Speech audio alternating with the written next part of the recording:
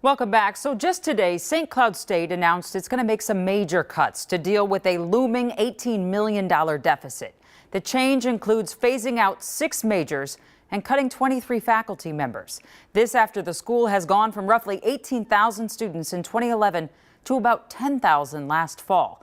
And that trend isn't just happening at St. Cloud. Take a look at what we're showing you right now from the Minnesota Office of Higher Education. In 2010, nearly 310,000 people were enrolled in an undergrad college program in Minnesota.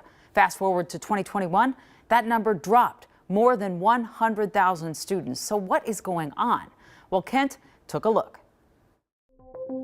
Countless higher education headlines across the country have warned of a looming enrollment cliff, and Minnesota's state demographer says the concern goes way deeper than our own decade of declines. They're talking about a decline in enrollment that is being driven by the underlying demographics. According to a 2020 report called Knocking at the College Door, the ongoing decline in our birth rate as a country is expected to cause the number of high school graduates nationwide to peak by about 2025. And after that, we expect there to be a steady decline over the next 15 years. In the past, we've seen growth in that population. We're really expecting to see that taper off. But it won't impact states equally. Graduating classes in the Dakotas are expected to grow in that time, while Wisconsin and Illinois face potential 10 and 24% declines. Minnesota is right in between, facing a 3% drop. That doesn't sound like a cliff. Our decline is relatively minor, which is why I'm using the word taper. But of course, demographics isn't the only thing that's determining enrollment numbers. If you look closer at the drop in undergraduate enrollment since 2010, you'll see it's accelerated since the pandemic, as many industries have increased wages and on-the-job training to combat worker shortages. It's a strong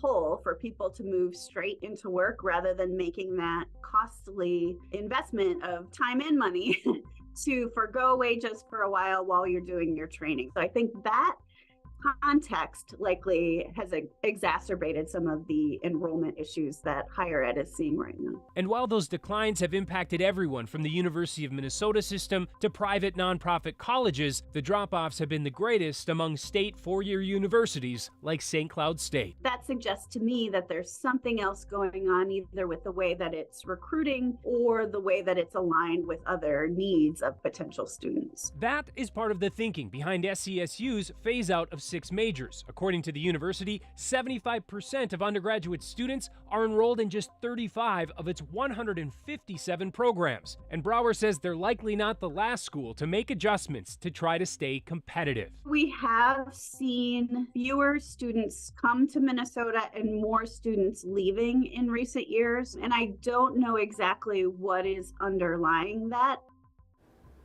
Now, that issue with migration of college students in and out of our state is a big focus right now for colleges because, unlike the birth rate, it's one factor they can try to address. SCSU's president says they will be putting more emphasis on attracting adult learners by expanding more online degree options and in-demand programs.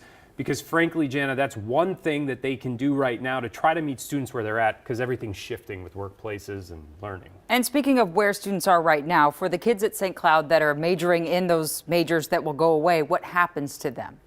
Well, they will be able to finish. There are undergraduate majors like philosophy, theater, nuclear medicine, technology, real estate, and insurance.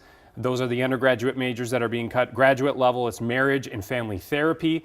And those are going to be phased out because there are about 90 students enrolled. They're going to be able to finish, and the rest of the enrollment will be cut off. Okay, so everybody gets to finish. We've seen that trend too. Yeah. All right, makes sense. Thanks so much, Kent. We appreciate it.